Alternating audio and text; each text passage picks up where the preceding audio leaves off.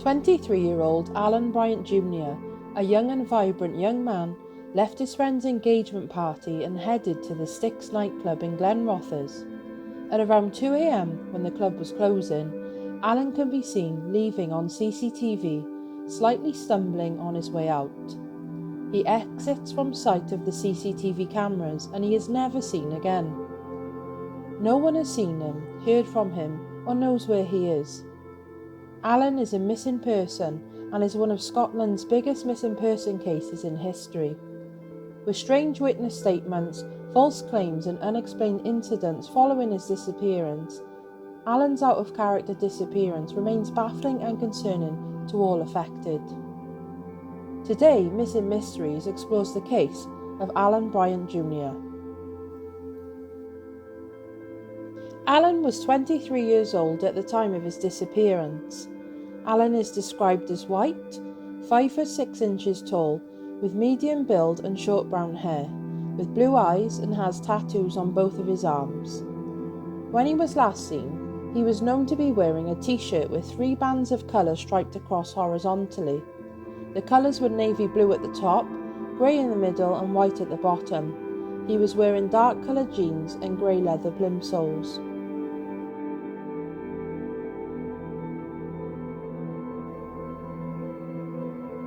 Born in Kirkcaldy in Fife, Scotland, Allan Bryant Jr was the first child of Allan Bryant and Marie Degan. Kirkcaldy is around a 13-minute drive from Glenrothes, where Allan resided. Growing up, Allan did very well at school, and he has been described as intelligent and successful.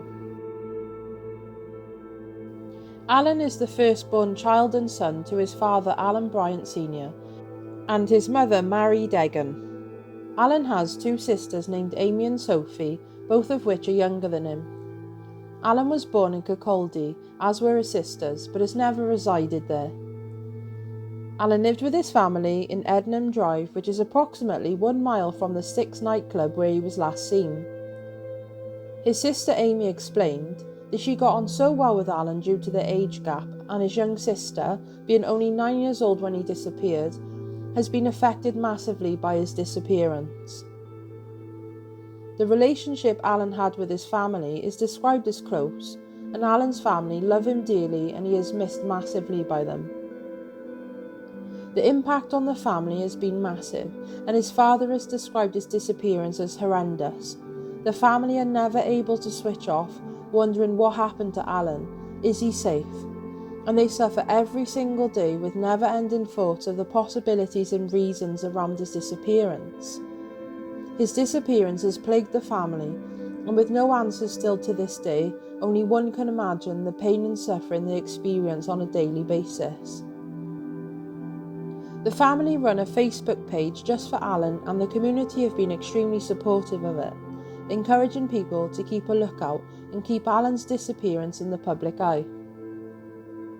Shortly after Allan's disappearance, his family distributed around 50,000 flyers within their community and surrounding areas, as well as rallied and arranged initiatives on behalf of Allan to try and find out what happened to him. The family also have a van with information pictures and links to Allan's disappearance. His father explained it is the 3rd van that they have used, and they will continue to use it and display the car to keep Allan's awareness, as well as keep the public informed and reminded of his disappearance. His family promised to never give up hope looking for Allan and have campaigned tirelessly since his disappearance. November the 2nd, 2013. The weather was mostly cloudy day in Glenrothes. There was a slight chill in the air and a bit of a breeze with the average temperature of 7 degrees. At the time Allan left his home, at approximately 8 p.m. to head to his friend's engagement party, the weather had dropped in temperature to as cold as 3 degrees. There was no rain, but the wind had increased to around 15 miles per hour. On the day of Allan's disappearance, there are a few significant points that may help jog people's memories. In the music chart, at the top of the music charts were the songs Monster by Eminem and Rihanna, as well as Royals by Lorde. In the box office, the movie Thor: The Dark World was number 1, and in sport, Celtic drew 1-1 with Dundee United at home, and Newcastle United beat Chelsea 2-0 at St James's Park.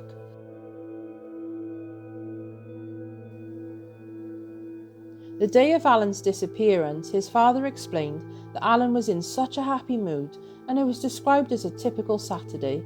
Allan had no plans other than watching the Celtic and Dundee United game. Allan was sitting in his bedroom with his friends, sharing fun conversations over a couple of drinks at his home. This was a typical thing he would do, and his father preferred that he would be safe in the house with his friends rather than be out on the streets. At some point, Allan then decided to go to his friend's engagement party. His father explained it was decided out of the blue, but was not unusual for Allan. It was also explained that Allan had no money, but he had asked to borrow some in order for him to go out to his friend's engagement party.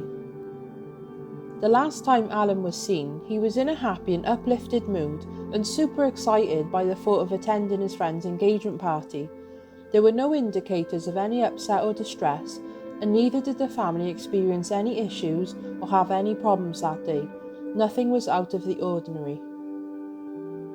A short while later, Allan and his friends left his home between 8 and 8:30 p.m. to head towards the engagement party on foot. The distance according to Google Maps is approximately 1.5 miles away, so give or take a 30-minute walk. Allan left with his jacket. Allan then arrived at the party with his friends at approximately 9 p.m, and it was described as a great party where everyone enjoyed themselves. Allan in particular had enjoyed himself and had lots of fun socialising and celebrating his friend's engagement. Nothing out of the ordinary had taken place, and no witnesses have come forward to disclose any concerns or worries.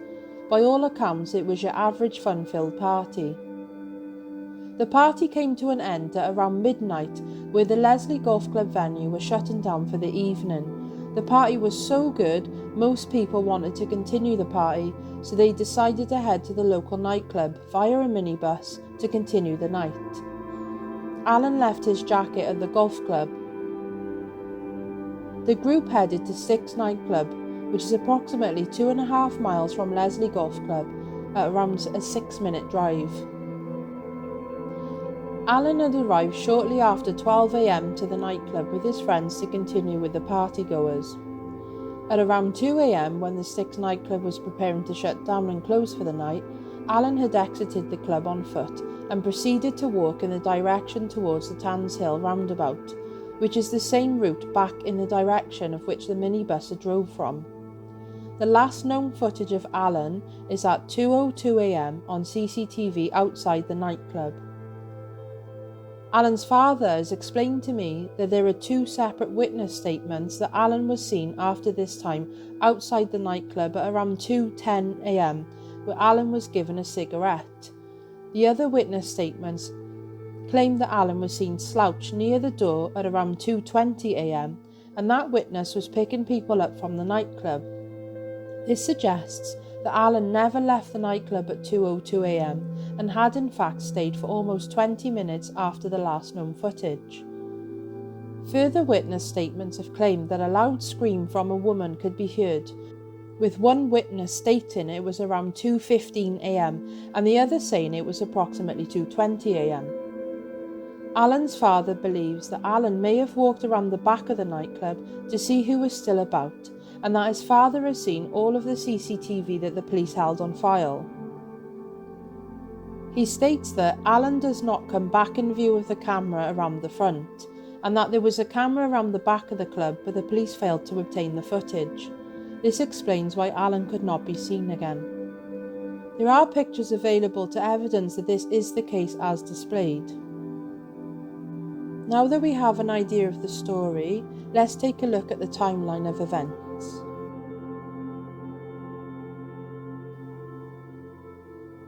The timeline leading up to his vanishing has been traced up to a certain point, but unfortunately from there the timeline ends when he was last seen on CCTV at the Styx nightclub in Glenrothes, Fife. Daytime, 2nd of November 2013. Allan had his close friends around his house, playing his Xbox, chilling and having a couple of drinks. Allan then decides to go to his friend's engagement party. Then 8 to 8:30 p.m, Allan had left his home on Ednam Drive with some friends a short while after 8 p.m. on Saturday, 2nd of November 2013. Allan had left to attend his friend's engagement party and had walked with his friends to Leslie Golf Club. The group had arrived at Leslie Golf Club at approximately 9 p.m. At 12 a.m. or midnight, during the party, Allan seemingly had a good time until around midnight, where he'd got on a minibus with a group of people from the party, which went directly to the Styx nightclub.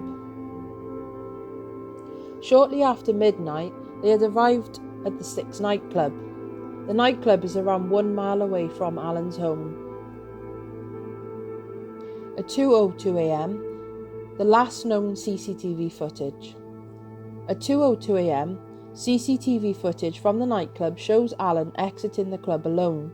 You can see him walk out of the club and up a couple of steps, where he then stumbles backwards and catches himself. Allan is seen for a very brief period, walking with what seems to be some purpose, heading in the direction towards Tans Hill roundabout. 2:10 a.m, a witness statement is given from someone who knows Allan and claims to have given Allan a cigarette. At 2:15 a.m, approximately, a witness claimed to hear two women screaming hysterically behind the nightclub. Then at 2:20 a.m, a witness statement is given exclaiming that Allan was seen slouching near the door of the club.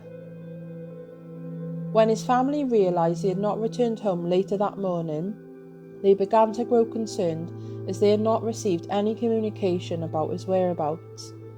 The family visited and contacted friends, but none of them knew where he was or what had happened. Thus, they began to believe something terrible had happened. On Monday, the 4th of November 2013, a missing person report was filed for Allan by his family to the police when Allan was still not home. Allan has never been seen since.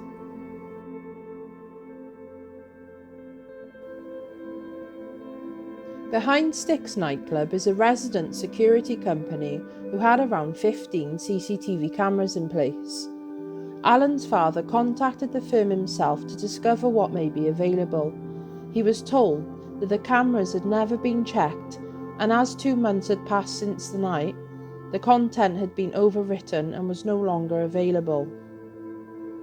There was also a chip shop next to the nightclub at the time, but sadly, Allan's family were told that they had experienced technical problems and had GDPR issues, so were unable to provide any further CCTV footage to help in their investigations.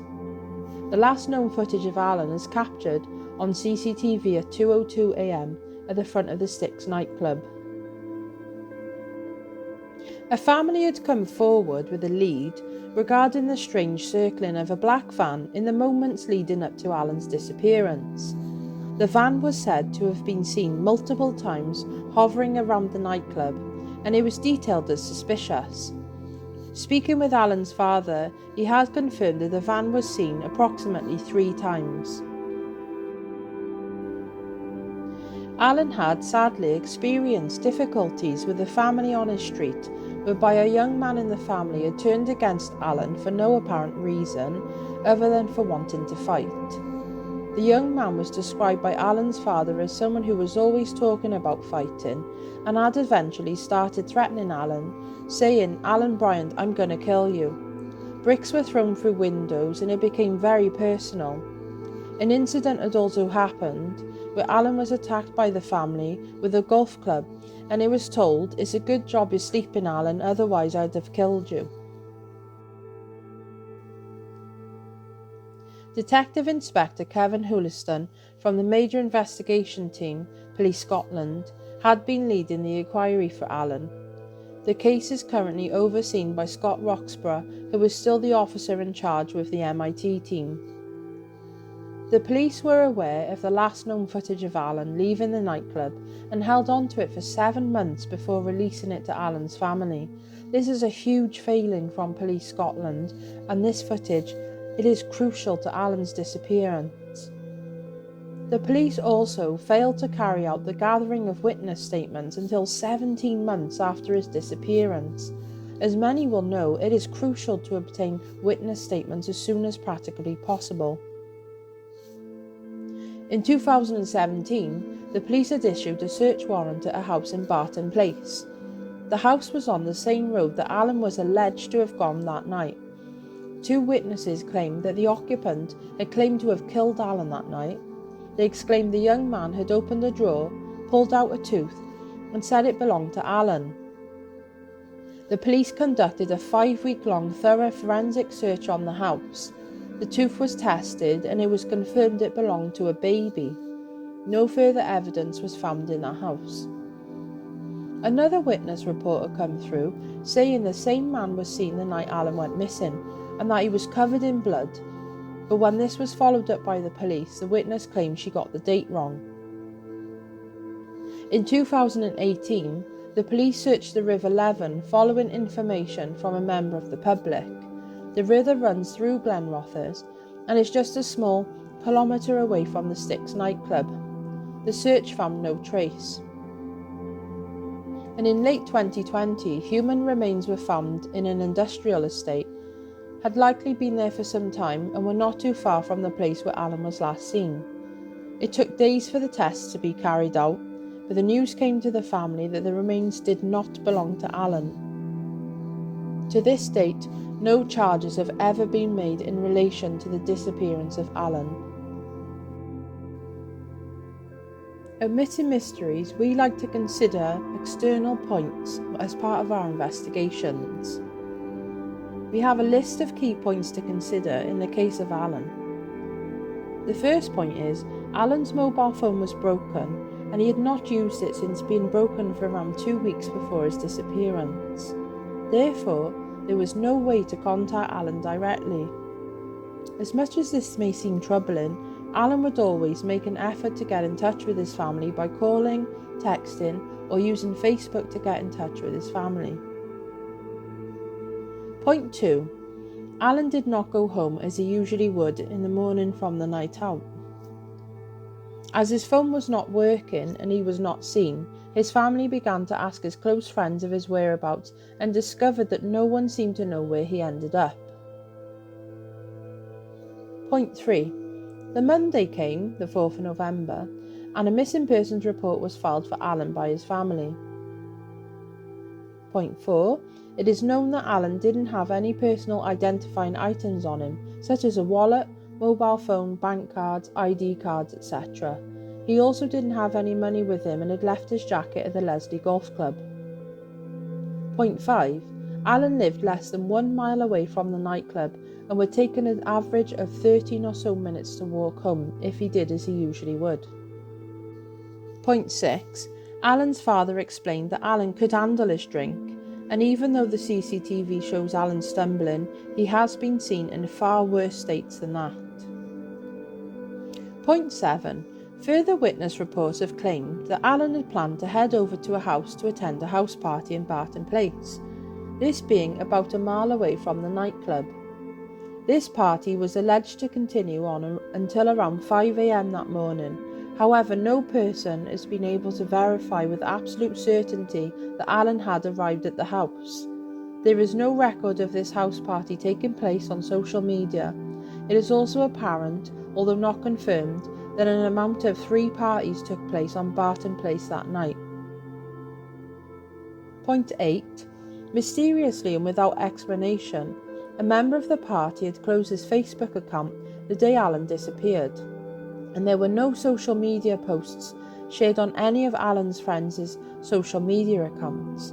This was deemed unusual by his father, as Allan's friend would always share posts. Point 9.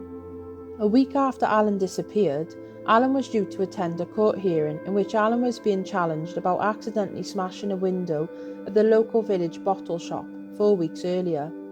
The bottle shop was a place in which alcohol was sold and was popular to customers of the local community. His family remains hopeful that Allan is still out there alive and well, but have accepted that in actuality it is likely that Allan is deceased and is a result of foul play. So what could have happened? There is a possibility of multiple scenarios and outcomes from the night Allan disappeared. Point 1. Allan was harmed as a result of foul play. Point 2. Allan was harmed as a result of intoxication and the inability to navigate his way home. Point 3. Allan was abducted. Point 4. Allan left and decided to not return home. It is strange that Allan did not return home early hours that morning, as he would never stay out. It is also strange that Allan did not make any contact with his family since his disappearance.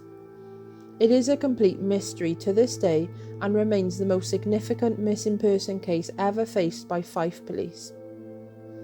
The question remains, as it does with all active missing person cases: what happened to Allan Bryant Jr? So what do you think? Online sleuths can do a world of good through research, and we ultimately want to help provide closure for everyone involved. So please let us know if you find any advancements in the case or know anything that may be of help. We at Missing Mysteries do have some questions to our viewers. Were you in the Styx nightclub on the 3rd of November 2013 into the early hours and left at around 2 a.m? Did you see or hear anything unusual? Did you hear the screams of a woman or women coming from behind the nightclub? Did you see Allan leave the club and head anywhere? Did you see Allan talking to anyone or taking part in group conversation? Were you heading home when the club had finished and seen Allan alone or with anyone else? Or do you recall seeing Allan at any point that night into the early hours? Did you have a lift home and have anyone else who may remember seeing Allan? Or have you heard any rumours or stories around Allan's disappearance? Or have you overheard conversation or seen anything unusual? Did you see Allan being followed or see anyone acting unusual around him? And are you aware of anyone being out that night who may have a grudge against Allan? Did you speak to Allan and did he say anything of concern? And how did he seem? Did you buy Allan a drink or did you see him in the toilet in the nightclub? Detective Chief Inspector Kevin Hulliston of the MIT team said, "We remain committed to trying to get answers for Allan's family, and any new details that we receive will be fully investigated. I would urge anyone who may hold information which could assist us, no matter how small it might seem, to report this as soon as possible." Allan, if you are seeing this, please contact missingpeople.org.uk so they know you're okay and can let your family know. Anyone with information is asked to call Police Scotland on 101 or email operationtoner@scotland.pnn.police.uk.